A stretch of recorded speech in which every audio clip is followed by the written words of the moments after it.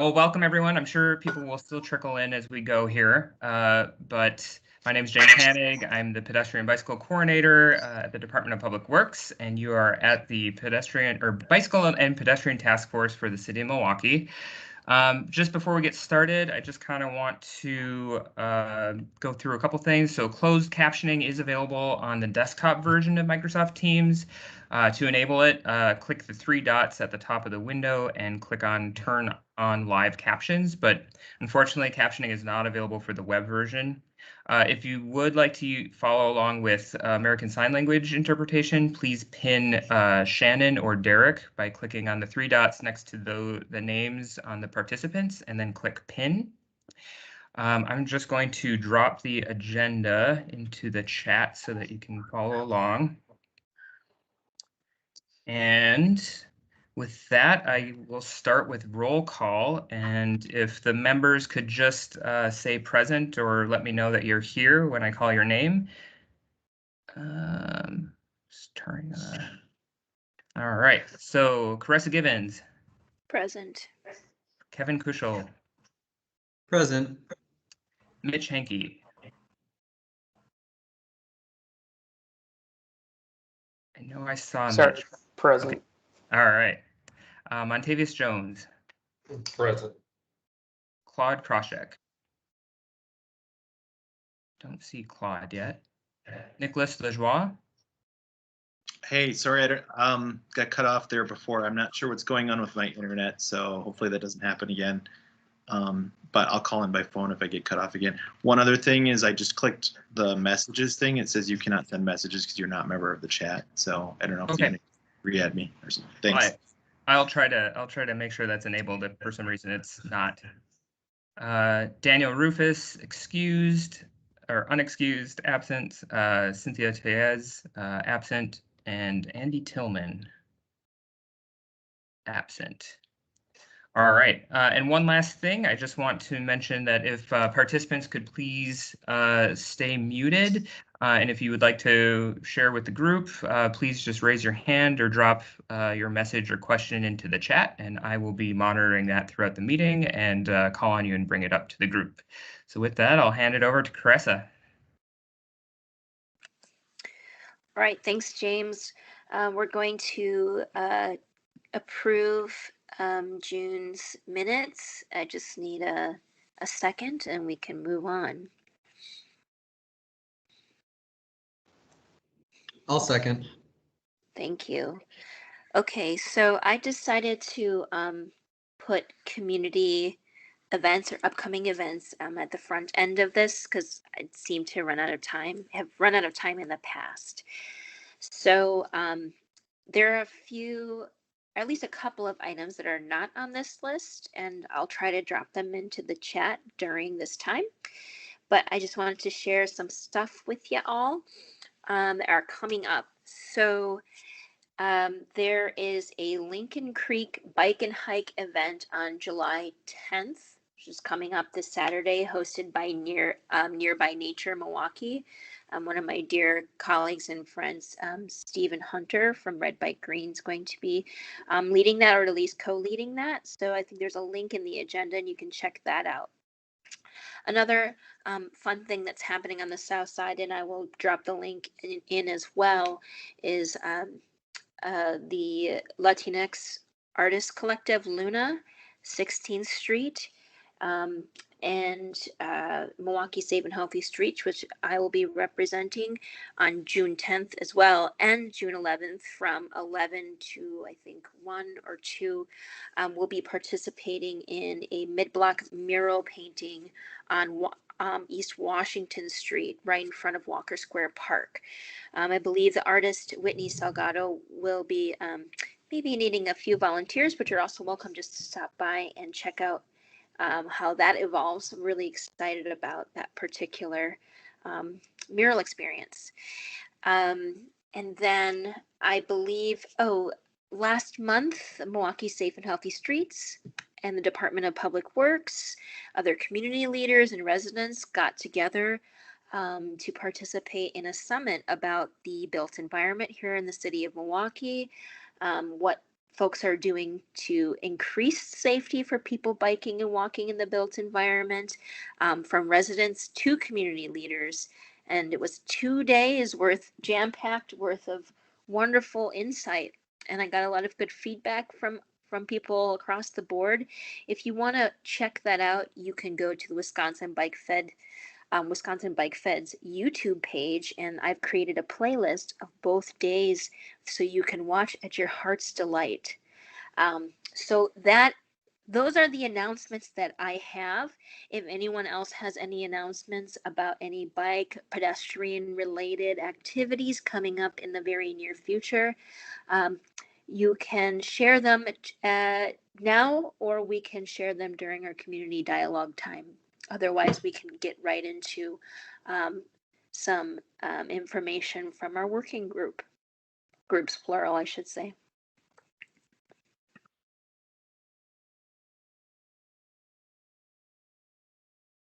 Okie doke. So I'm not hearing any feedback from anyone else. I think we'll jump into our fourth agenda item, which is an update from the new, or I should say possibly refreshed working groups called Policy and Programs. And Nicholas Lajoie, one of our members, is the lead on that. And Nicholas, I'm going to hand over the mic to you. I really appreciate you stepping into this role. Thanks. Okay, thanks, Carissa. Can you hear me? For some reason, I'm still not getting the messages. So if I want to drop something in the chat here, I'm going to have to. I'll probably just email a link to if anybody wants a link to the to our the last minutes that we had for our last meeting. But yeah, we can hear you, but that sounds good. Yeah, I'll just email it because for some reason the chat's not saying that I'm part of it. So yeah, just really quickly, I did double check, and like everything is activated and like allowed. So I don't know if there's another like setting that's maybe not on your end. Are you using the web or the desktop version?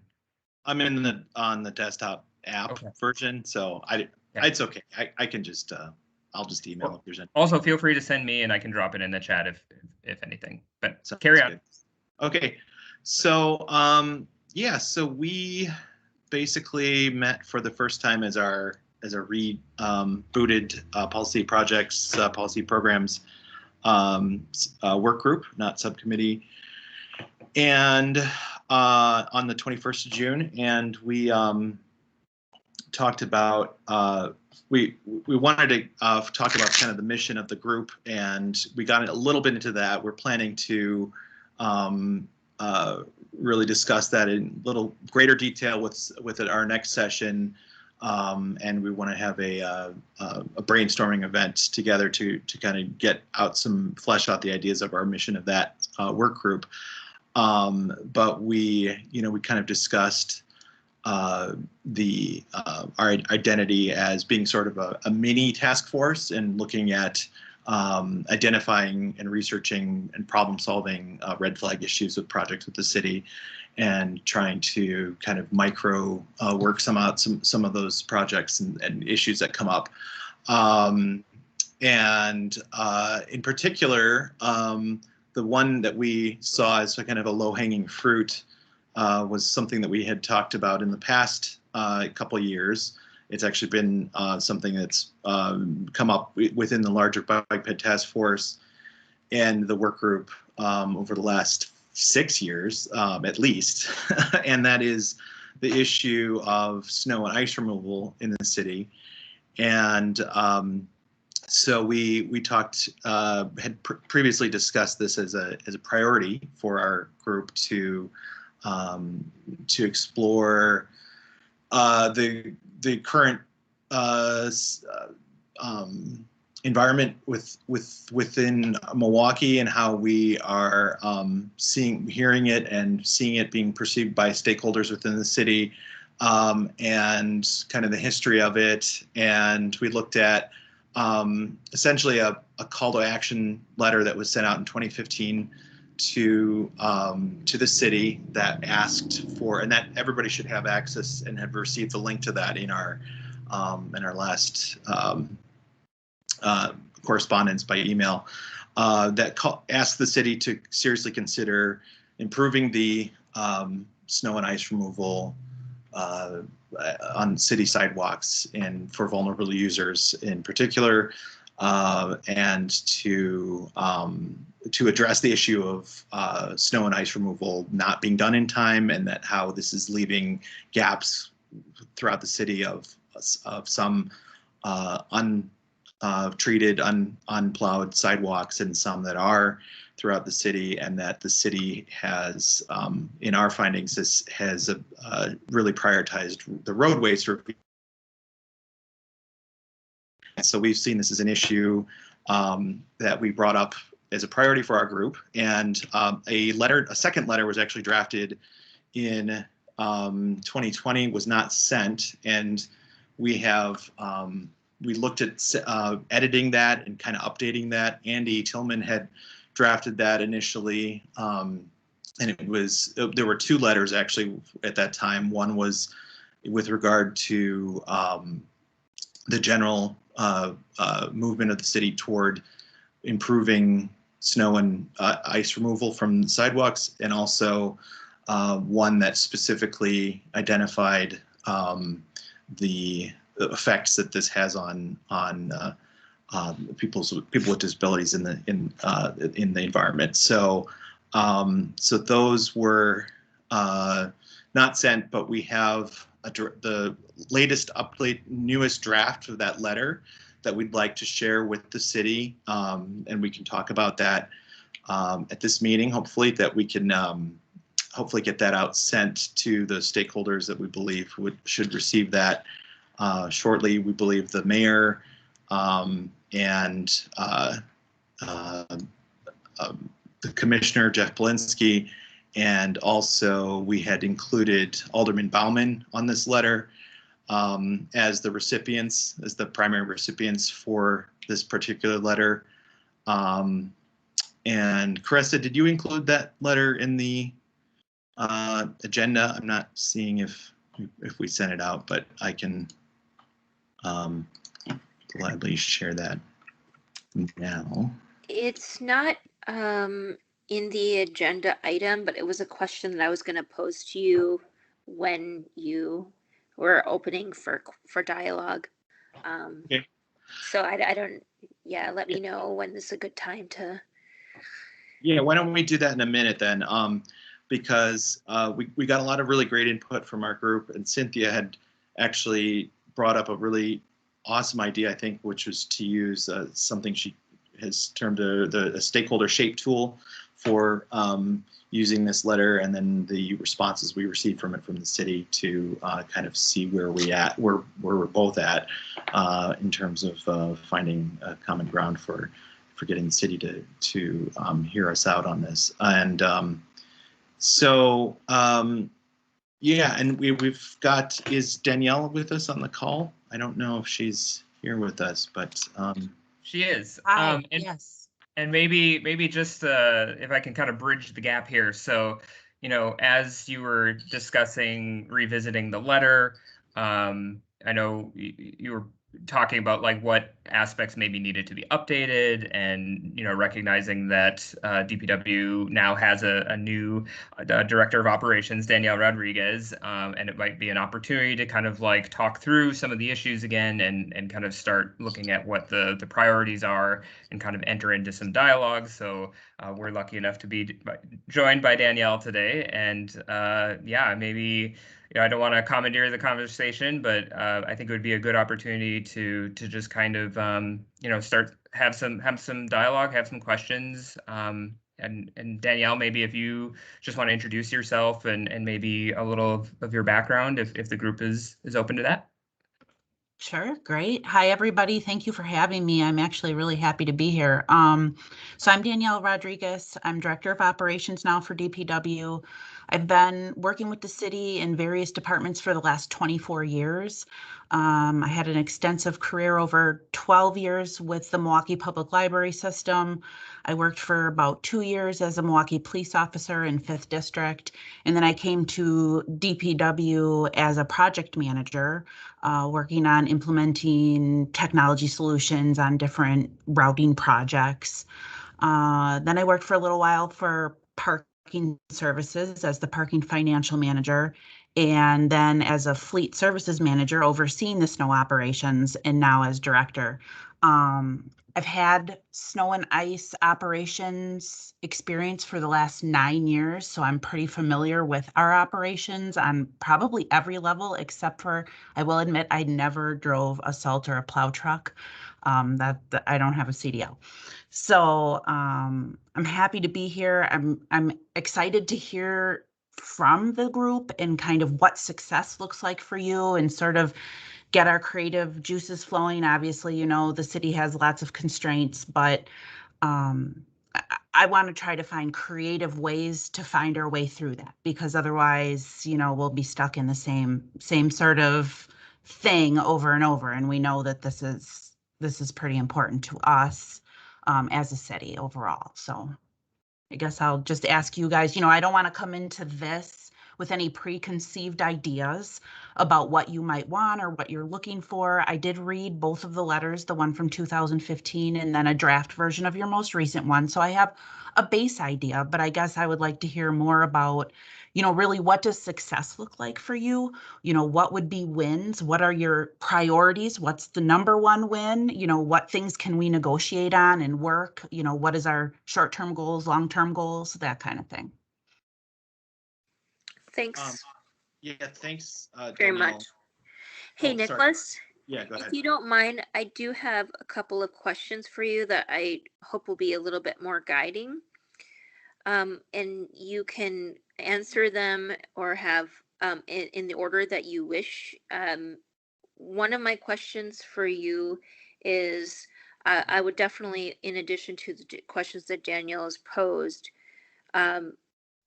being very clear about what you seek or what you desire for the group at large to contribute to this particular ask.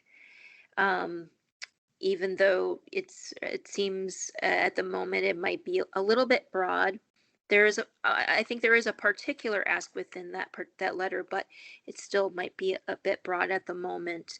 So that's what I wanted to pose to you, and then I also want to pose to you, even if it's off the top of your head, how do you wish to guide this group as lead in terms of interacting with Danielle and the questions that you would, the group would like answered?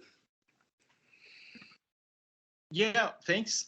Well, I wanted to first thank Danielle for coming and being here with us, and I wanted hopefully to have a conversation that we could have that was respectful and that's open, and that we can all feel that we're being heard and having our needs met. And I think that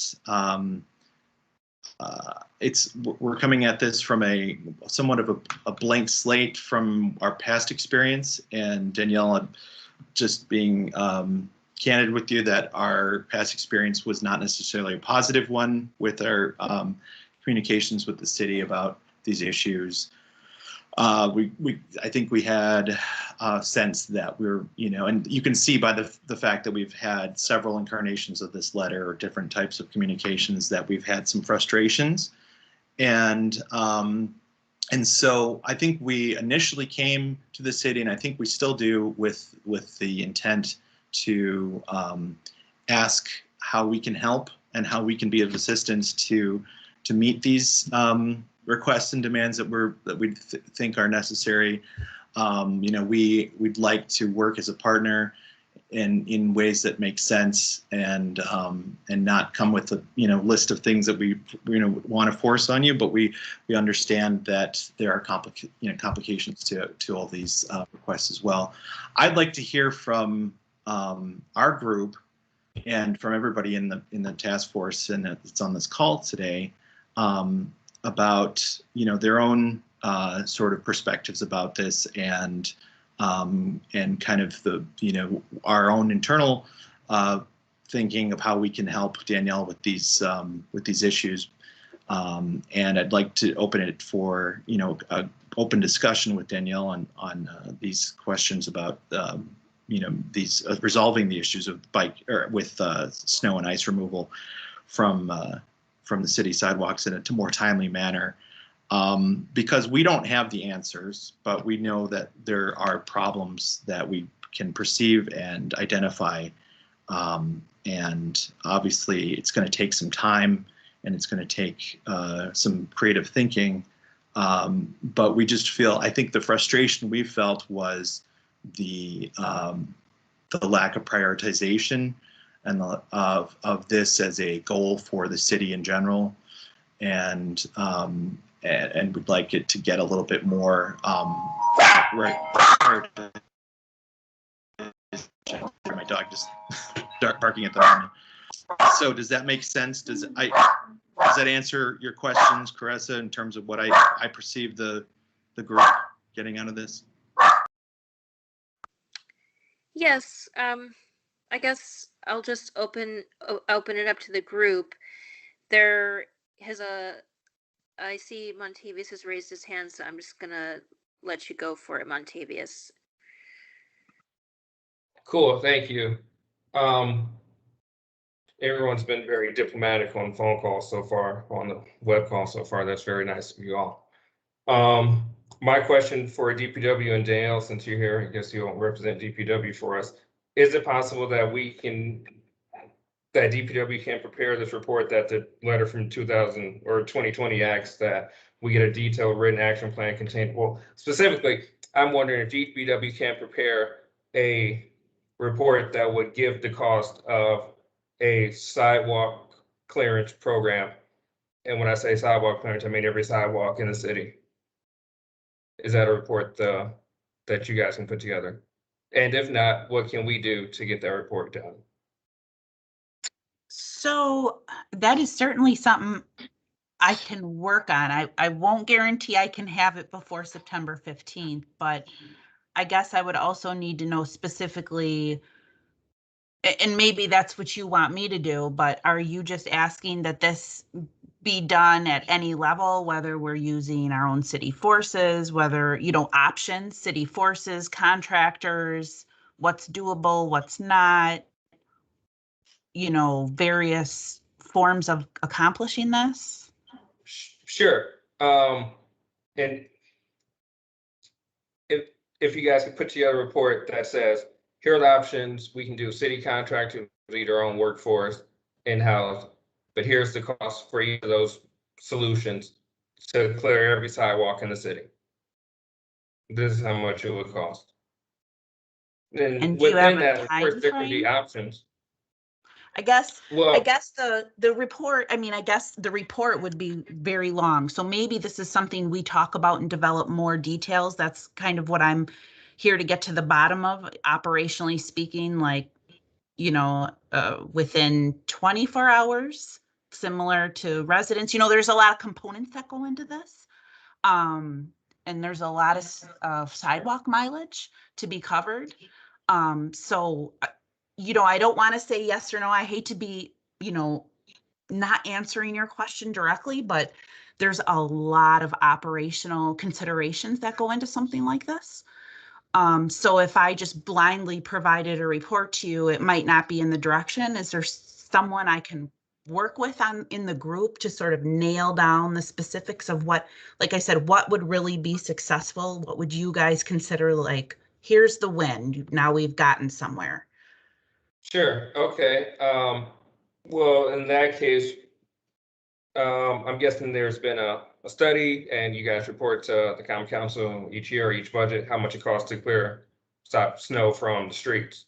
No, So, this would be this would be sidewalks, though, is so operationally different. I would have to start from the beginning. okay, To but cost and outline. Danielle, I think that he's just simply asking, do you know how much it costs? You have a budget, obviously, for clearing city streets. Yes. Obviously, we know that a lot of sidewalks are accessible and some are not, so that's kind of a different thing. But we would like to see a similar type of investigation as to what that would cost, just like someone would figure out how much it would cost to clear every mile of roadway in the city of Milwaukee. Okay. And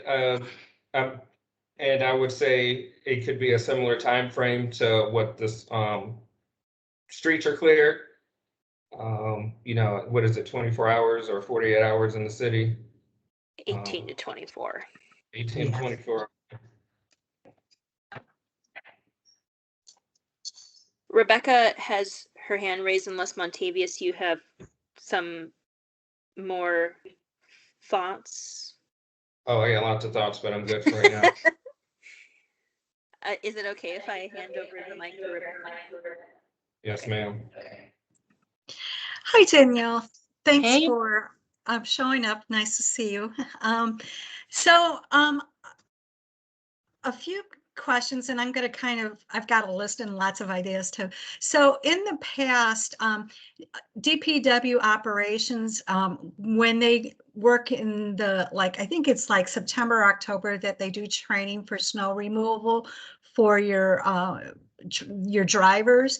In the past, they've had an individual from Vision Forward come out and talk some of the pitfalls and proper snow removal, how it affects a person that's a white cane user. And I just wanted to know if that program is still going to continue, but also to include a wheelchair user as part of that training process. I like to see that continue. And then also in 2019, obviously it wasn't done in 2020, but in 2019, and I think this should happen every year, that there be kind of a public service announcement with all of the stations, including Telemundo or Univision, on, again, proper snow removal and how it affects mothers pushing wheelchairs, the elderly, and persons with disabilities. And then the other concern is there was a flyer created for businesses on proper snow removal. And I don't think that got distributed very well. And could we work with the bid districts on maybe having that distributed, especially in the downtown area and, well, just business districts, period. Sorry about that. Hey, Rebecca, if I could pause just for a moment. That's like a lot of wonderful questions. Do you think that we could have those answered by Danielle? And then I'm going to call on Claude, because we are at the, we probably have about 15 minutes left to discuss, and I want to make sure. I'm done. Okay. Yeah. If Thanks. if we're pausing for the my section that comes up next, I don't really have that much, and I don't think there's going to be that much discussion, so we can continue to talk about this for longer. I think this might be a more pressing issue. Okay, I'll check in with you when we hit that mark. Okay, thank you, Kevin. Danielle, please go ahead. I hope you remember this question. Sure, no problem. I think I wrote everything down, and Becky, I think a lot of these sound very doable. So as you know, I oversaw the training program when I was at Fleet. So adding someone from Vision Forward and perhaps someone that's in a wheelchair as part of our training for the trackless crews that clear the crosswalks is absolutely something that we can arrange. I think this year is a better year than last year. Obviously, we're not facing such tight COVID constraints, so that would be great to add actually into that training program. Public service announcement is definitely something we could work on. I would obviously need to find some funding to do something, really well done, but I still think we could start with things like City Channel, maybe something sort of more grassroots that doesn't cost quite as much, that we can at least put up on our DPW like social media accounts and start, using to spread the word while I, explore different funding ideas for something larger. And then the flyer for that was distributed or created for proper snow removal for businesses. Do you know who created that? I don't know that I've seen that. I worked on it with DPW operations. Kaylin does have that, Okay, so she has access to that. okay. So yeah, once I get my hands on it, I think that would be great to work with the various bids and even to get this in the hands of the various operational areas so that when they do come across a business that isn't quite in compliance or not quite clearing appropriately, at least it can be readily available to give over to business owners. Okay. So what I notice are some short-term things like checking in on some things that may have already existed that we might need to revisit. And then you obviously mentioned some things that could be longer term. I think that flow back into maybe a little bit something closer to do with assessing, the grand scheme of things, something that Montavious is getting at. I'm just to kind of like this is what I see or what I hear. So there's some things that we could probably do on the front end, and there's some things that we'll probably have to touch on longer term. Claude, you had your hand up. It's good to see you. Thanks for joining us. Please feel free to chime in. All right. Montavious mentioned that everyone's been very diplomatic to this point. That's going to all change right now. I'm just yanking your chain. No, and I won't need more than 15 or 20 minutes, I promise. Yanking again. So I think we need to focus on, kind of realistic answers. I think the idea of having the city determine how much it would cost to shovel snow on every sidewalk throughout the city is not going to happen. It's a Herculean task, and it's not necessary, because I think there is more than substantial compliance with most property owners these days. The issue is those who don't comply, and the picket fence effect, where if you're walking down the street and 2/3 of the block is nicely shoveled, and then you come across a property that's not, and then another part is, well, that's treacherous for everybody, especially for elderly and disabled people. So it seems to me that we need to focus on an enforcement mechanism that hopefully pays for itself. The city does a great job of checking parking, and that's a program that's pays for itself and then some, I know.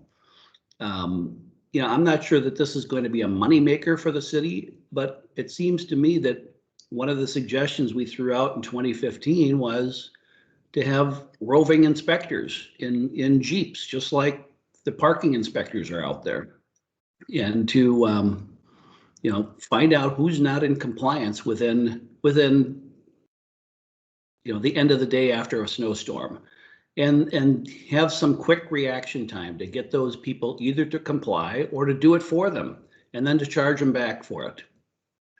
It seems to me that that's a system that we could ask the city to pursue that might be more feasible to accomplish than trying to figure out if we can do clear snow for everybody. I think the village of West Milwaukee does that, or did that in the past. And I'm not sure they do it anymore, but it's one of the reasons West Milwaukee's got one of the highest property tax rates around. And that's an issue that we have to be concerned with. So what I would suggest is, with our committee that Nick is the chair of, perhaps we could meet, the 4 or 5 of us with Danielle and bat this around. But I do think we need to get the letter out, get out there in public. I don't think it's something that should surprise anyone or upset anyone. You've seen it now already, Danielle. So Jeff's certainly seen this in the past. Alderman Bauman's certainly seen this in the past. So, let's get the letter out there and start the ball rolling. And what's a good level of progress? Any progress, because frankly, we've been talking about this for at least 6 years, maybe more.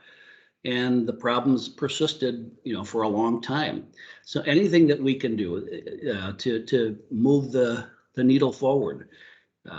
And then one of the things the letter mentions is the city itself has got to do a better job on medians and other places where the city is responsible for clearing that snow.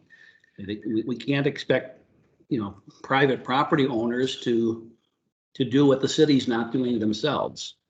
That seems to me to be a reasonable project to wrap your arms around and say, this is what it's going to cost to get a crew out to make sure that, when I'm crossing the median on Water Street from City Hall to go get a salad, that the median is not covered with snow.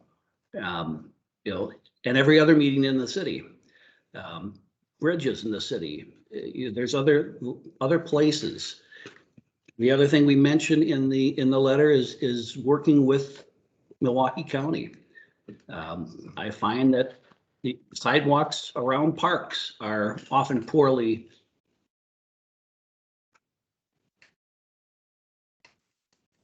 I don't know if Claude cut out for all of you, but he's done a good job of going through the letter. Maintained and shoveled. There we go. Hey, Claude. Pierre Marquette. I'm hearing somebody, but it's. Is it just Can you me, hear or are me? we having some connection issues with Claude? Can someone confirm that? Yeah, I'm Yeah, we are. Yeah, Claude, I don't want to. I think you're speaking very eloquently, and I just want to let you know you cut out at just a little bit after collaborating with the county in the letter. Okay. So I just wanted to let you know where you left off. Can you try speaking again? Sure. Can you hear me now? Is that better? Yeah. Okay. I'm sorry. I don't know what's It's all happening. your I'm fault, working off. Claude. How very dare you? Technology's great when it works, right? I was just mentioning specific examples of Pierre Marquette Park and Cathedral Square in particular that are areas that I walk around on a regular basis downtown, and they're really not well maintained from a snow standpoint, from an ice standpoint. The county needs to get after that, and the city, I think, needs to get after the county to do that.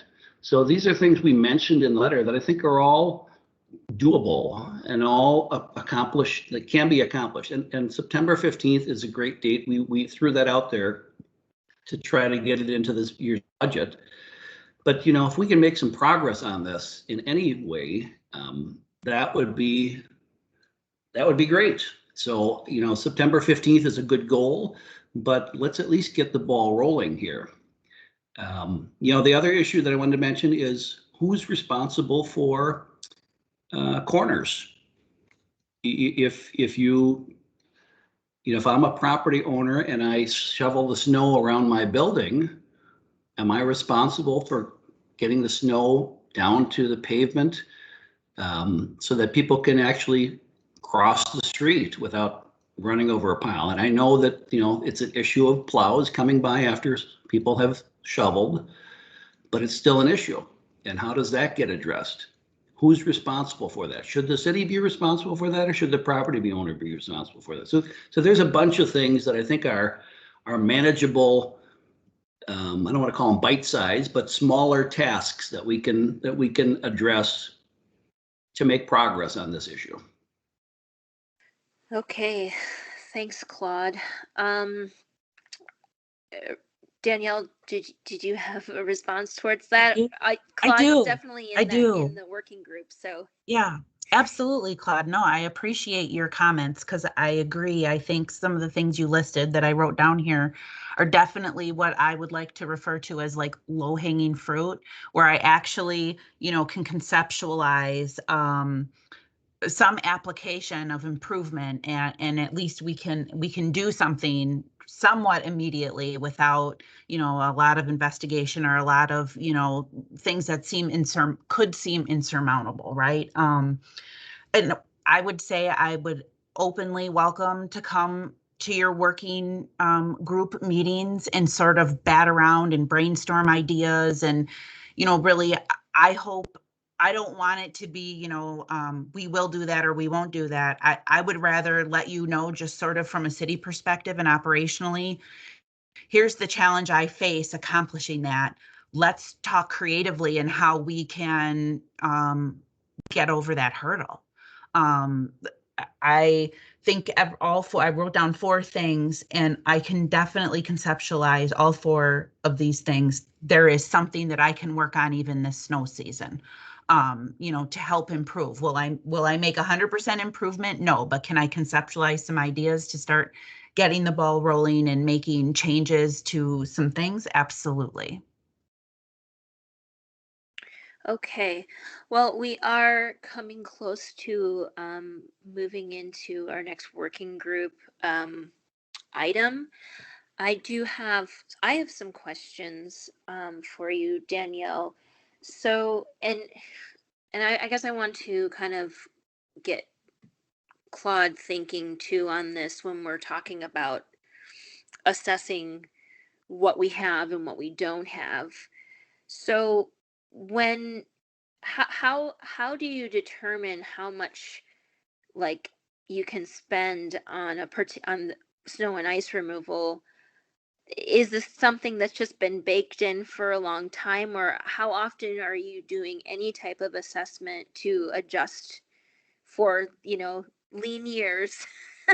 How does that work? As obviously we want to be conscientious of what we have and what we don't have in order to spend our finite resources.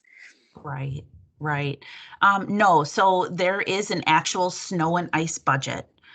There's an amount. I apologize. I'm actually on vacation all this week, so I'm not at my work desk. Otherwise, I'd be able to pull it out of the budget and kind of tell you, the line item and where those numbers come from, because there's a couple line items that make up the overall snow budget. We are pretty much already too late for the 2022 budget because that is already, although it's not finalized, we've already submitted our requests. Now, that's not to say the council or the mayor still get a crack at adding things or changing things as they see fit. But for the most part, we have submitted our budget. And I will be completely honest with this group. Each year, at least in the past 4 years, we've been asked to cut our budget by anywhere from 2% and 4% each year. We go over budget automatically just on basic core services by a few $1 million each year. So that's sort of the money really is an issue, and the resources can be problematic depending on if we're talking about city employee resources as far as actual using our manpower versus hiring a contractor, which also is infinite resources. So those are some of the hurdles that, I face because there's multiple priorities and how do we best utilize those resources that we have. But of course, I can talk more in detail with the working group. I don't want to take up too much time with the scary details. No, that's okay. And that's, I think, for most people in this room, that's not surprising. I would challenge, or I not challenge, I request that perhaps to the working group, being able to explain how year over year you have to make adjustments based off of what what and analysis you do, because despite the fact that we say, well, the city's not going to do that, they're never going to do that, we do have to, every city, every municipality has to be conscientious of how they spend their funding based on data. Like, what did we do last year? What did we do the year before? How many, maybe we contracted a lot the year before that. And they look at that and they determine with whatever they have, how they're going to make those decisions in the next year. And so I think to Montavius's point, we may not be able to get this done in 2022, but there are other models out there that exist that maybe we can look together at in terms of something more feasible of determining how we can better serve pedestrians people cycling. I like to call them the caretaking community, or gender mainstreaming is a big thing too. It's being done, but we don't know what we don't know. We have to figure out what that is. Even if it's something that we can't achieve tomorrow, we have to set ourselves up or give ourselves the space and time to understand what it is we need to be advocating for someone like Danielle to do their job better than they have been able to, especially because of the lean years. And our job as a group is to advocate for operations, to advocate for Danielle to have that big cash money to make those choices. But we're not going to know unless we dig deep. And so I know we want to get things done tomorrow, the next day. We don't need to worry about what's in the data, but that's the smartest way to do it. So it seems like Danielle is open to working with us. And there are some short-term things that we can work on together that seems like we've done in the past that maybe we just need to revisit. So we really appreciate you coming and visiting us. And please connect with Nicholas to see if you can get into their working groups. Nicholas, my last question for you is, are these letters to like the mayor, to the commissioner, can we see them publicly? Can we make them publicly available so anyone can access them, even our non-member body? Yeah. So is that a request to do so, or is that a question of like, are they accessible? Is it possible? Like, is that? Yeah, I mean, of course, I think we could share these with the community or at large, if that's something that you think or that we believe would be beneficial or helpful to the cause. I mean, it's right now they're just sitting in the Google folder, as everybody else in here has access to. But I mean, I think getting the community behind this effort is a good idea, and I think the city, the residents in the city would all mostly be in agreement about it, that this is an issue that everybody who lives here has noticed. So yeah, we could do this and get it around for sure. All of our meetings are open to the public. Our business is open to the public. It would be great for one of the tasks of the working group to see how we can make these really important memos, these communications, as accessible as possible, even if it's like a link on our landing page or something. It would be great for people to be able to look back at these things and see, what's been done. I agree. And I'm not even sure. I haven't looked at the Bike Ped Task Force landing page, but I understand James says it might be outdated and in need of a lot of. I think it's getting better every day. So. Okay. Well, that's good. And we should maybe have a Bike Ped Task Force Facebook group too, or something. I don't know, whatever. But we should talk separately. Well, it's a work in progress. Okay. Kevin, how are you doing? Are we good? Do you need more time? I honestly, no, I think we could go on this topic for another 10 or 15 minutes. Okay, so Montavious, sorry, I did see, Jake, do you still have a question? I a very quick one. Sure. Hi, Jake Newborn, Assistant Director, Wisconsin Bike Fed. Ms. Rodriguez, you mentioned that the budget kind of was already submitted, and it's so I think thinking ahead, when do you submit these budgets? Because I mean, it's early July, so thinking like, when do we have to have like a proposal or discussions?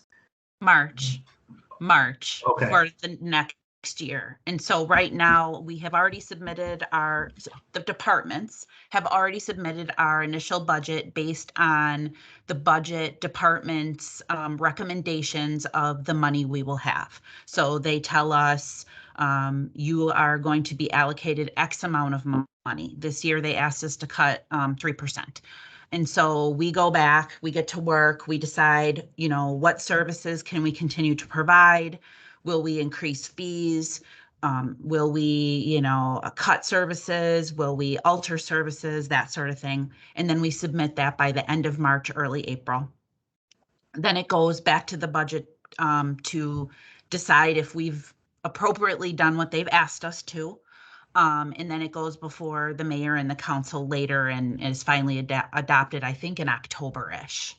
But we're in time. I'll tell you this, even though we're working through 2022 budget, this to me is perfect timing, because that means we have all of this time up until March to really solidify and talk about realistic ideas that can be vetted out and submitted as part of the budget process.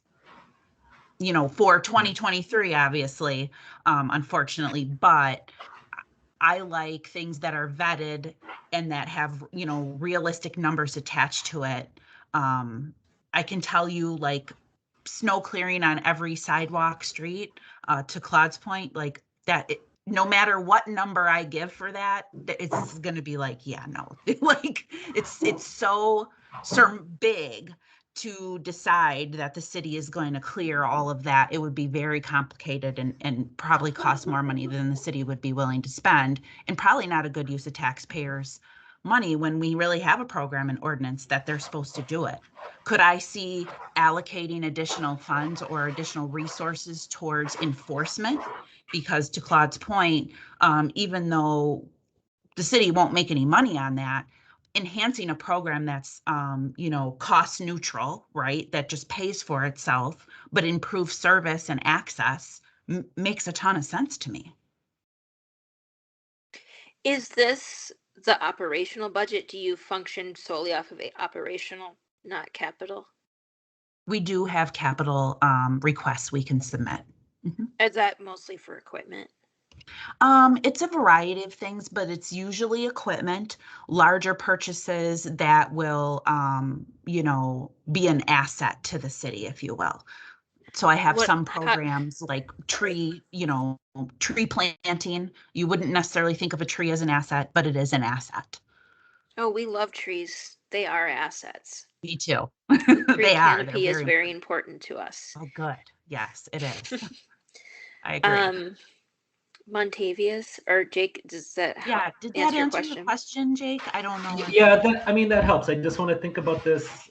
A lot of times, again, this happens where we start talking about stuff and we're kind of just missed a deadline or things like that. So I'm just kind of pointing it out to keep it, at the forefront of when these decisions kind of got to be thought about for the rest of the. There is a city budget calendar that's available to the public. It's right on the city budget department's website. So you could Google search City of Milwaukee budget calendar, and it will spell out the process for the budgets for the year and how that goes. Thanks. Montavious, do you have something else to say? Yes. One, thank you, Kevin, for giving us time during your allotted time. Danielle, sorry that we got you on your vacation. That's okay. No, I'm glad to meet with you guys, actually. Yes, thank you very much for being here this evening. I want to go back to something I said before. I've rethought it and I have different thoughts now. But one, I'm hearing a different philosophy than one that I think the Bike Ped Task Force is trying to go towards. So you mentioned that, whatever number, let's say we were to clear all the sidewalks in the city, I'm rethinking that now. But let's say we proposed that and DPW came up with how much it cost, and it was a very large cost. It's to me that there's philosophies in that between DPW and what the Bike Ped Task Force is working towards, philosophy that no amount is too much to get all the streets cleared for cars in 18 to 24 hours, but it's just as much of a public right of way as a sidewalk. But we'll scoff at the sidewalk cost, but the street clearing cost, we wouldn't think twice about. Whatever it costs, that's what we got to do it. We can't not do it, but we cannot do a sidewalk. So there's different philosophy in that, and that's what we're trying to push back against. One. So I want to make that clear. We want to change our philosophy at DPW. But going back to my original thoughts about clearing all the sidewalks, I think I might have overstepped. Maybe we should go back and think about the process of how we decide what it is that we want to accomplish. So I'm thinking, for example, recently the city went to every 2 weeks to pick up the recycling instead of every 3 weeks or something like that. Can you help us understand how that process went? How did DPW determine that this thing needed to happen? how to determine that, okay, we got too many overflowing recycling bins, so we need to change something. Here's what we can change. That had to be a process, probably some focus groups, meetings internally, and probably, I'm guessing externally with stakeholders and, households, all that fun stuff. Could we have a similar process where we get interested stakeholders in a room with DPW? So DPW Bike Ped Task Force, bid throughout the city, business owners, residents, and ask them, what problems are you seeing and what solutions can we come up with? Because their solution might be different than mine, which is just have DPW clear out sidewalks. They might say, no, we just, we need a stipend. We'll hire our own contractors, each bid, or community group, whatever. They might come up with different things than me. So could you help us create a process that we can determine what it is that we want to accomplish, as not just a Bike Ped Task Force, but also just, collective stakeholders throughout the city? I think that might be a better way forward than what we have now in the letters, which is very unclear. So I do accept that you said, Daniel, like, what is it that you guys want? I don't, you want all the sidewalks? When do you want the sidewalks done? Like, even alleys, or some industrial sidewalks. I want that done too. Nobody's walking over there. You need that. So I do appreciate you pushing back on me on that, Danielle. And I think we need to take that seriously, that maybe we need to take a step back and first determine what it is that we actually want, and give her more specifics that she can take. Okay, now we can go study this, and then we'll bring you how much it will cost to do these things. Yeah, absolutely. Because my goal in being here is really to, I think, be a part of the process that you're talking about creating. I'm sort of I think you're looking at me for leadership and I'm looking at you for leadership, right? But I mean, together we can accomplish something. So I guess I would say I want to stay involved in the conversations that you're having and be a part of it as a stakeholder for your group, really. In regard to how the recycling got changed, I've only been director of operations since January, and that was a process that was already decided and rolling out when I came in. So I'm not sure of the steps the prior director of operations and the sanitation manager took to get there, and what that looked like. But certainly I can talk to our sanitation manager and see, but I think we can already envision what that looks like, which means let's get stakeholders together and understand what the priority is, what needs to be accomplished, what does success look like, realistically speaking, and I hope that's what I can bring to this group, that I can bring the details of the operation, so that I can help you get to formulating goals that are realistic and accomplishable, but also look like success for the stakeholders, not just this group, but anyone pedestrian or bike friendly. If I could just jump in really quick, I really appreciate where the dialogue and conversation has gone, and it's pretty encouraging. I think this will be plenty for the working group to kind of work with you, Danielle, going forward.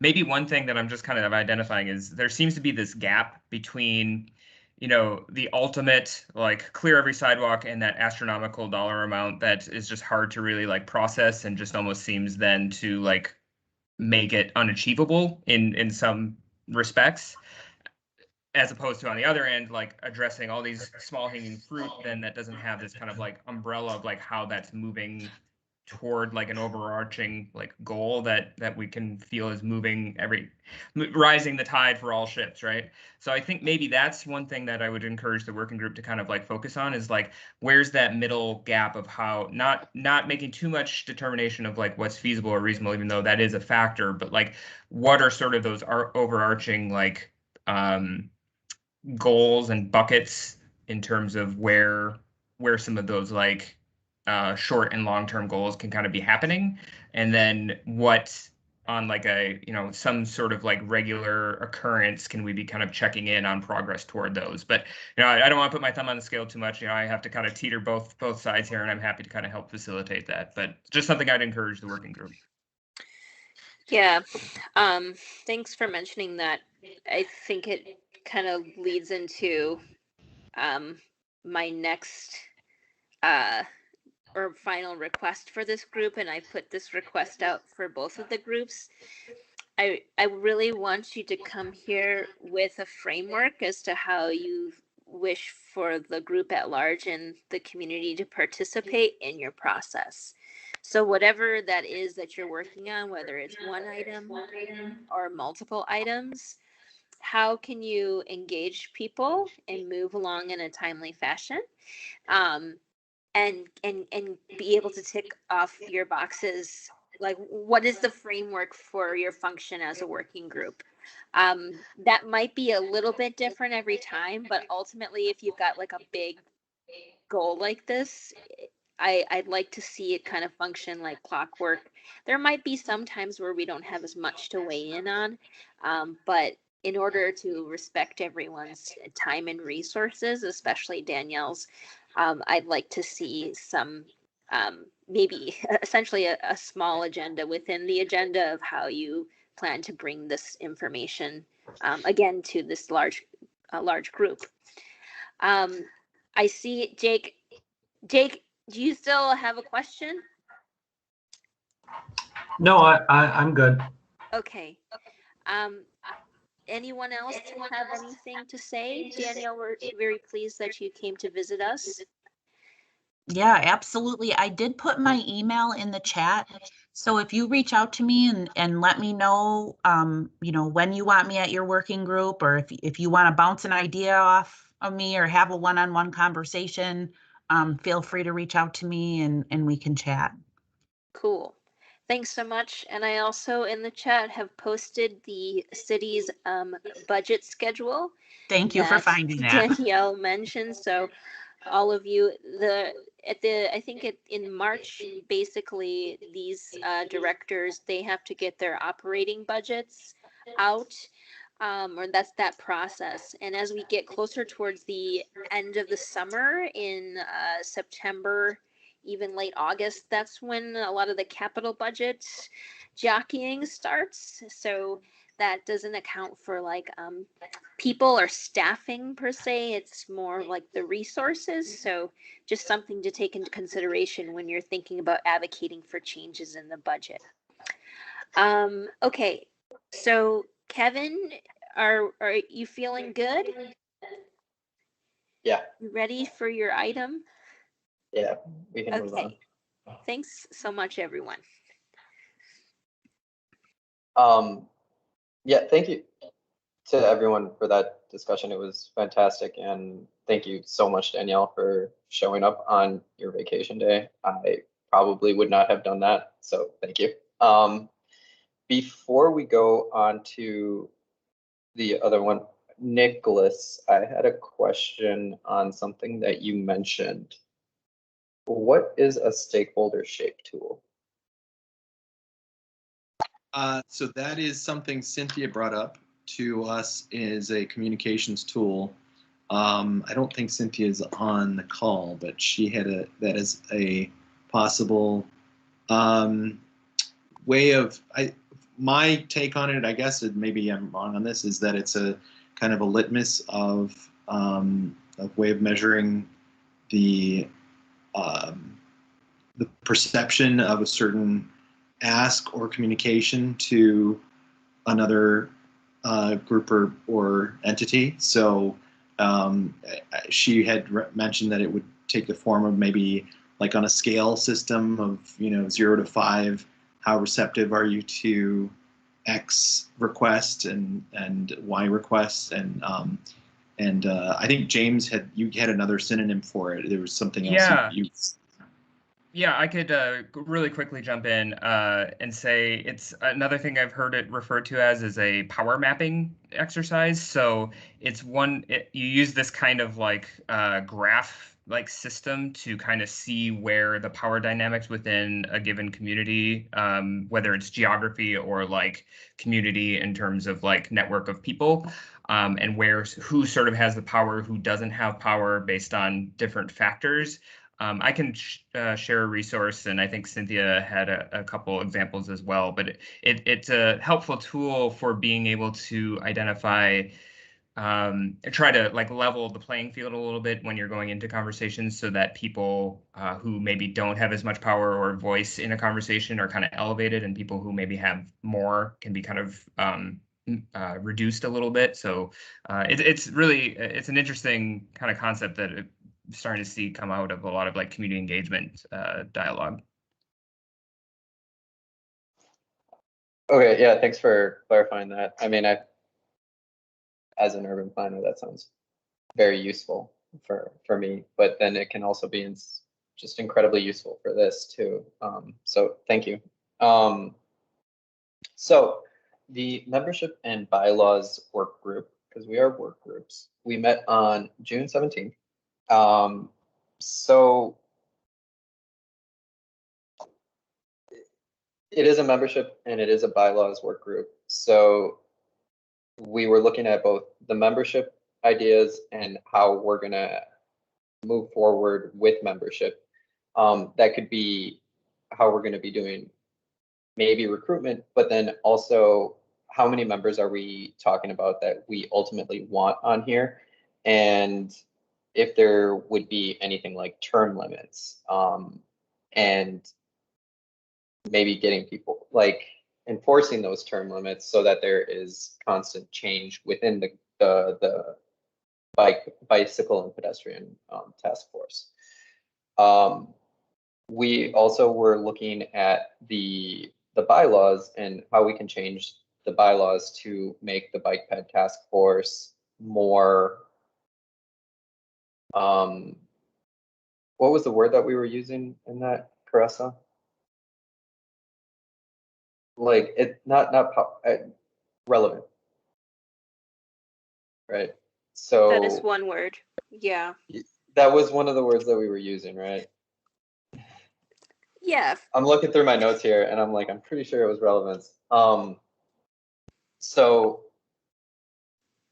right now, and I'm so grateful for Danielle, I realize she left, but right now the bike ped task force, we meet, we discuss, and then we may send a strongly worded letter. We'd like to find out how we can become more relevant for the city and as a whole, but also for the communities that we work in. So we're examining how the bylaws can be changed so to help us become that. We're exploring different forms. We could be a task force. We could move on to become an actual, what was the other one, James, like a committee or? Yeah, probably Advisory group. Advisory group, right. Now there are pros and cons to both of them. Advisory groups have more regulations, but they might have more influence. But then we're a task force and our task has arguably already been finished. So, which it really hasn't, obviously, as everyone here knows, but it was to help establish the bicycle plan and then later on the pedestrian plan. Those things have been accomplished. So, but obviously it's not incredibly safe to walk all over the city or bike all over the city. So there are pros and cons to being an advisory group, but then also a task force. And then we're also going to end up coming up with the, through the task that we all did for the mission and visioning sessions that we hosted in the last few sessions, we'll come up and vet out the final mission and vision of the entire bike ped task force. And that will help inform how we're going to be redoing the bylaws and seeing how we change the structure of this group. We think that it would be very good to partner up with LRB so that we understand the mechanisms a little bit better. Yeah, that's basically what I got. And from the group at large, I'm a little bit more interested in understanding how you would feel about term limits, enforcement of term limits, how we would remove members that are no longer active, and if we should have like closing term limits where, you know, somebody has served for X amount of time, and then we have to get somebody else to replace that person, if that makes sense. If anybody would like clarification on anything that I've just said, please let me know, and I'm more than happy to do that. But at this point, I'd like to open this up for discussion. Yeah, Montavious. I know I was at the meeting, but I don't remember this part. The term limit. So let's say we decided 3 years or 2 term limits, so 3, 6 years. At that point, somebody would have to leave the board or the task force. Is that what I'm understanding? Yeah, I mean, that was something that we did discuss a little bit near the middle of the meeting. And the idea is, I don't think that any kind of committee or any kind of group should have, like, especially one that works for the city, I don't think that we should have a group that is just constantly the same people.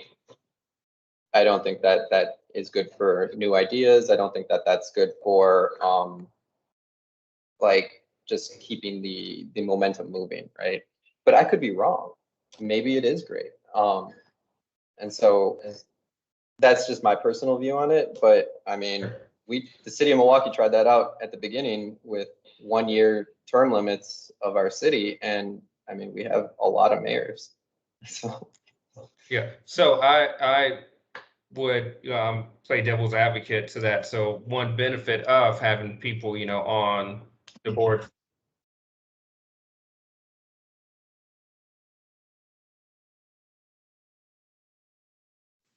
Oh no, we can't hear you. Montavious, you're muted.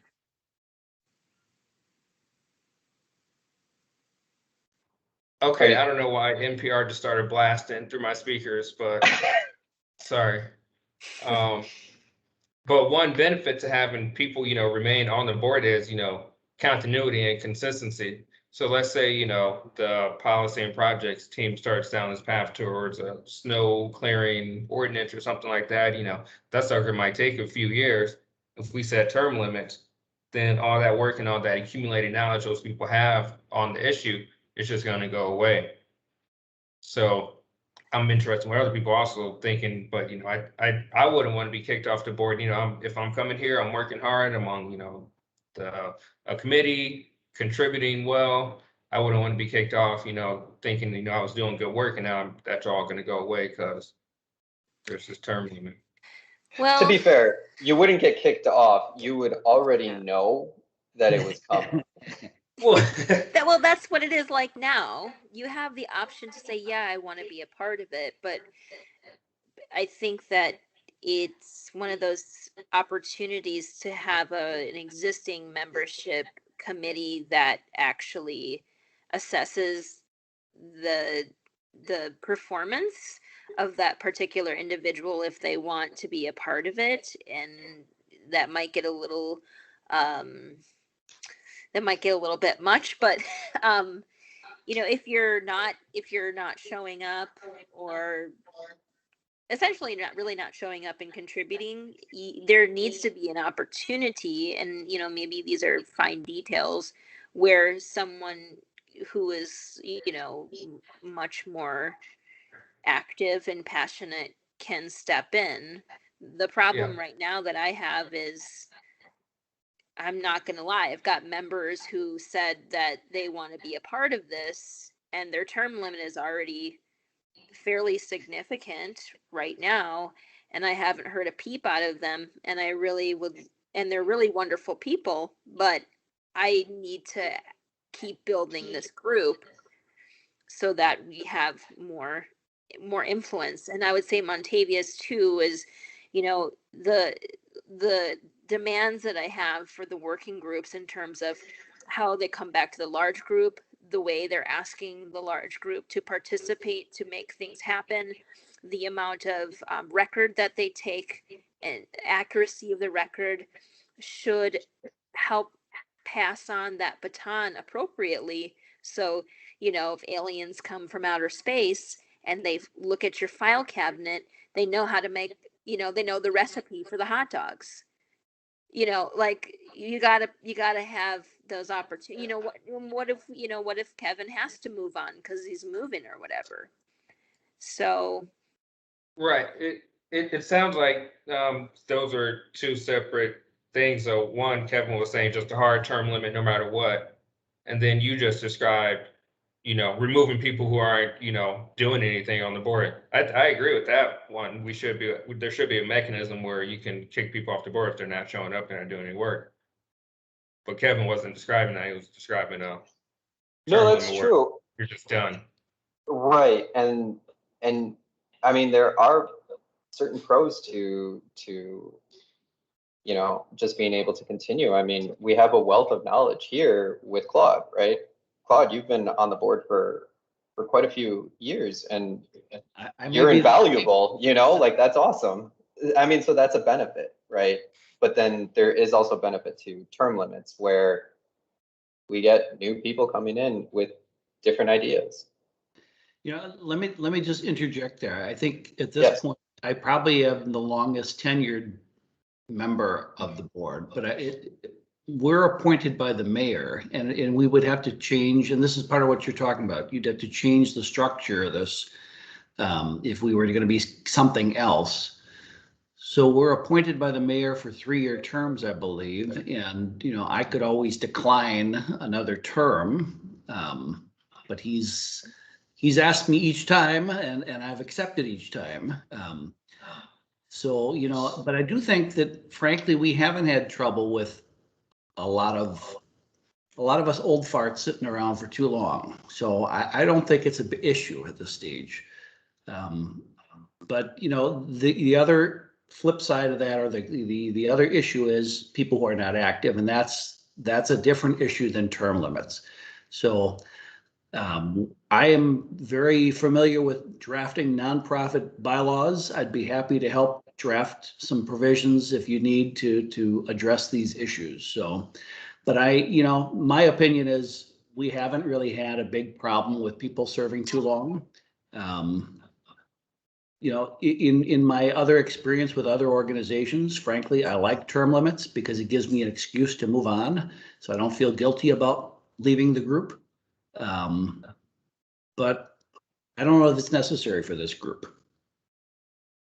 So one thing I just kind of want to jump in here. I think it's worth, when you're talking about both like having or not having certain term limits or the duration, is encouraging what type of representation and what was I trying to think? In terms of like having a little bit of like a long-term succession plan. So certain like frameworks work better if you have like ongoing applications, rolling applications, and people that are on the committee or task force now are like actively recruiting people. And I think knowing sort of how to build up sort of the capacity, the knowledge base into the actual like body, so that you don't have to feel like when someone leaves, they take all that sort of history and knowledge with them, but it kind of stays within the body in some form or fashion, whether it's being kind of shared with the new members or whether there is this kind of like library that continues. But I think having that kind of like long-term vision would be helpful while you're navigating like the bylaws and the sort of the enabling legislation to set up. And since I'm unmuted, I'll just also read a couple of the things that were in the chat, and then I'll shut up. So Brian Peters brought up something that I know, Kevin, you acknowledged was discussed in the working group, and in case it's worth discussing right now, he said he would suggest looking at what type of representation you want from the community, and then designate a few spots for those types of members, i.e. disability, underserved communities, business, city staff, county staff, legislators, etc. And then Kathy just brought up maybe someone could provide input to the mayor, so he does offer a new term to members who aren't involved. So. Yeah, and I would like to say, Claude, thank you so much for that input on that. If it's not an issue, I kind of follow the philosophy. If it's not broken, don't fix it. But sometimes we can improve things. But if it's not an issue, then maybe we don't have term limits the way that Right. you discussed. Yeah. I personally don't think it's an issue, but I also think the idea of making sure we have input with the mayor to make sure we're not reappointing people who aren't active is appropriate. But the flip side of that is we should also be having input with the mayor to appoint people who we think are good people. So that's where the membership comes in. I never understood why Bob Schneider's not a member of this task force. He should be. He's a resident of the city of Milwaukee, as far as I know. He is, yeah. Yeah. And the membership one, I would like to talk about that. Brian's comment. We are actually actively looking for someone with disabilities to be a member of this group, because that is something that we don't have right now, and that would be fantastic to have somebody with a different point of view share that point of view with us, so that we can have a more comprehensive view of walking, biking in the city. We are also discussing, and this one could be a little bit more controversial. Right now, we have to have, by our bylaws, we have to have a member of DCD, of the Department of City Development, and a member of the Department of Public Works, as well as a member of Health and Safety. Some form of health and safety, and traditionally it has been Milwaukee Police Department. We're looking to have them more as advisors moving forward, and not actually voting members of the Bike Ped Task Force. I'm wondering, how does the Bike Ped Task Force feel about that? So who would be representing then the city members then? Right, so the city members would act as, in this version that we discussed, the city members, I would still be assigned to the Bike Ped Task Force as the representative of the Department of City Development, for example, but I wouldn't have any voting rights. So on the letter, for example, that we would be submitting, we would traditionally vote on, do we want to submit this or not? The Bike Ped Task Force would vote on that, but DPW and DCD and NPD would not be voting on that. They would act as advisors in that case and give their opinions from the city's point of view, but they wouldn't have any voting rights. So it becomes essentially a more citizen-based task force. And I think that's appropriate. I serve on the City of Milwaukee Harbor Commission, and there's 7 of us who are all citizen representatives. We do have one alderman by ordinance. There's an alderman who's appointed, and that's Mark Borkowski. Otherwise, it's citizens, and you know, I don't have a problem with people from the city being voting members, but I also think it's probably works better to say this is a citizen input organization rather than an arm of the city of Milwaukee. So from that perspective, I guess, you know, if we can bring on more citizens and still have the participation of good people like Kevin and James and Montavious, although Montavious is appointed as a citizen, I believe, right? Yes, not no, as a city. Montavious is a resident, yeah. Okay. And I'm not a member. Right, exactly. So you're not a member, but Montavious works for the city, but is appointed as a citizen representative, I believe, right? No? He used to. Oh, you don't work for the city anymore. I replaced him. Oh, all right. I missed that memo. So my question would be then, from people that work for the city, would there be any changes for you at being non-voting members? Would you feel more able to communicate to the group and participate in the group, or how would it change on your side to be a non-voting member versus voting member in terms of how you relate to the group?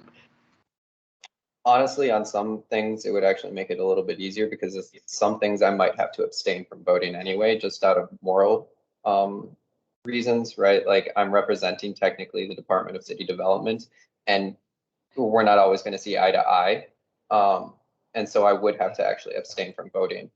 If I am only acting as an advisor, then I can more accurately, I guess, represent the department, I think, because I'm not actually tied to it, right? Like here, there are many things, like obviously I'm very invested in bicycle and pedestrian rights in the city, but that's as a person. As a department, it might not be the same as what I believe, right? Like, unfortunately, like I work for a pretty, like I like working in planning, right? But, and they tend to be a little bit more in line with what I view, right? But not always. And then I would have to abstain from voting in that case. But and currently, right? But otherwise, I would just be providing. I wouldn't feel like I had meat in the game, right? And so it wouldn't. I think it would be better for me, honestly. I mean, James serves essentially, he's James's staff assistant, but James comes and provides a lot of advising to us to help, encourage decision making. I think that's probably one of the best examples, aside from the fact that he's doing some other clerical work or logistical work. So. Right. Yeah, and we would be more like that. And then I would provide the expertise that I have as a planner, as a member of the Department of City Development, but that's as far as I would go. For me, I think it's, I had basically mentioned grooming an entire resident. I'm going to be very clear about this when we talk about the people who, and some of you might be thinking I'm splitting hairs, but when we're talking about members on this body who are not affiliated with a municipality, you can be a resident. You don't have to be a citizen to be on this group. You just have to be a Milwaukee resident. And I think sometimes we use those words interchangeably, but for people who are not fully citizens, it might be a sensitive subject.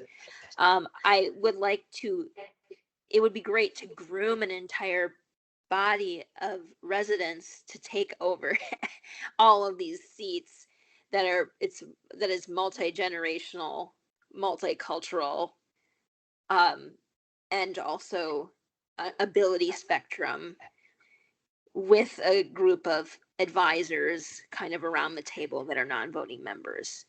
It just, I know that might be a sensitive subject for those who really want to be a part of this group, because some of you are definitely eligible.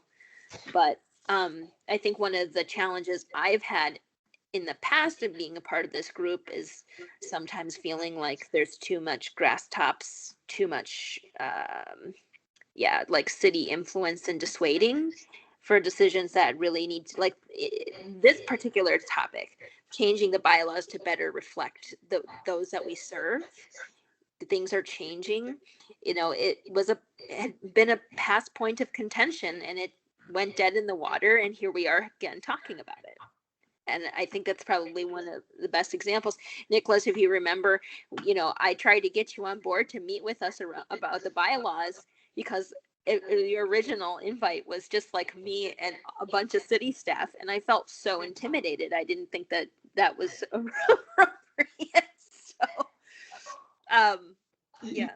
Can I interject here again? I'm assuming the task force was created by ordinance at some point in time. So whatever we do, I would think has to be adopted by ordinance. I mean, we can't just decide to change our structure. No, we can't. And I don't know what other models there are. There's certainly boards the city has, the Board of Review, the Board of Zoning Appeals, so forth. There's commissions, the Harbor Commission that I'm on. I don't know what other models there are. Yes, you are correct, Claude. So we are at 6:00. I want to make this final mention. Kevin, something that we discussed in order to discover what we can and can't do, who we are, who we aren't, is sort of the next steps for this working group. And maybe you can share that with everybody. That way, we can know what our next steps are and what to expect the next time we meet. Could you clarify that? Yeah, maybe since I'm a part of the group, I'll refresh everyone. So one of the things that I personally have found challenging in assuming this role is all of the inner workings of local government.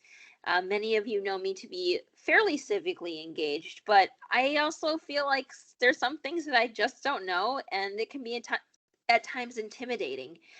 So something that this working group discussed was learning about, I guess, the order of operations and how this group is supposed to function as is, what we can and cannot do, and also the doing some research, which has actually already been started thanks to Kathy in past years, about who we can be and whether a new ordinance or a change in the makeup of this group would essentially help us or hinder us. And we're going to be going through that process together so that we can figure out if we want to have a similar profile on how we function, or we want to make those changes, but we're not going. We don't know. So I'm gonna leave it to Kevin as the lead of this group to invite, I think, LRB back to work with us to get a full scope of the who, what, when, where, how, why, so that whoever assumes these roles, they can be as optimally civically engaged as possible and not intimidated, especially if it's a resident off the street that's very passionate, but might get bogged down or scared away by the process of local government. So Yeah, I forgot about that part. Yeah, so like onboarding members, basically. Like I work for the city, and like it ended up being kind of like, what? We So, talked about like, orientation for the group. That was something that was part. And I wanted to Right. ask Claude, he's here. Claude, did you ever receive any kind of onboarding or orientation when you joined this? I mean, you've been here the longest among us, but we kind of were just invited and agreed to sit, but we weren't kind of given any kind of guidance other beyond that. I'm just curious if you were. No. I think that's pretty much been my experience. I think I've been on either 9 or 12 years now. I don't remember which one, but I don't think there was any orientation. I think it was the mayor was looking for somebody to fill a role, and I got a call, and then I started serving. Yeah, that's gonna change. Because I don't know if it's very much the mayor as it was long ago and it is now, to be honest. Well, and I assume, I mean, the mayor got the call from, at that time, it was Dave Schlabowski, who was the bike ped task force or liaison for the city. So I assume, he was the one pushing the buttons, asking that we needed some more members, and then I got a call. That's all I can tell you. Well, my assignment for Kevin is to connect with LRB and see, how we can tease out everything and understand, how this happens, what are our abilities, what are our barriers, who we could be. And like I said, Kathy's already done some really great research for this group. So, I mean, I know that she's not officially assigned to us, but I highly recommend connecting with her. I think she's on the call, but yeah.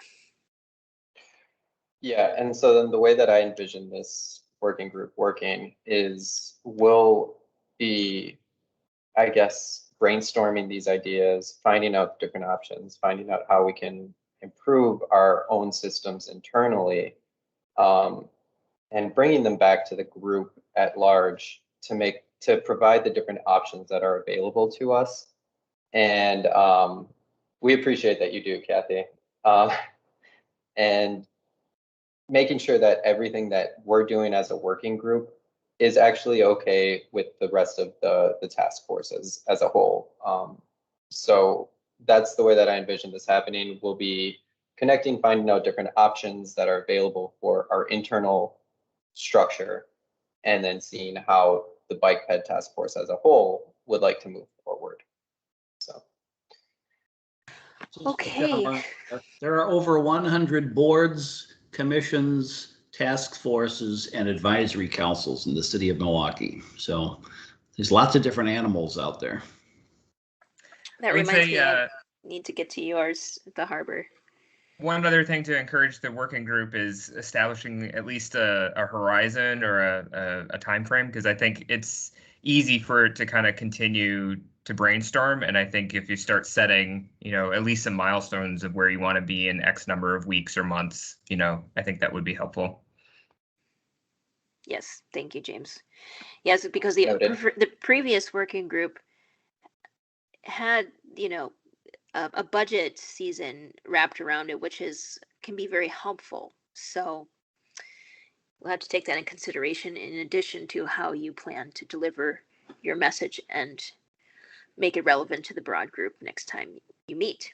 I think that we're over now. If it's cool, James, I don't know if you have anything else in the chat. I'd definitely like to wrap up and get an approval or a second to adjourn. And I just want to say, lastly, for anyone who's here from the community, if you have any questions or concerns, because we didn't have room for community dialogue, sometimes we will, sometimes we won't. That doesn't mean that your issue won't get addressed. You can email or call James. Call James at any time. At the top of the agenda, James's contact information, his email and his phone number are there. You can reach out to James, and we can take up issues that are really important to you.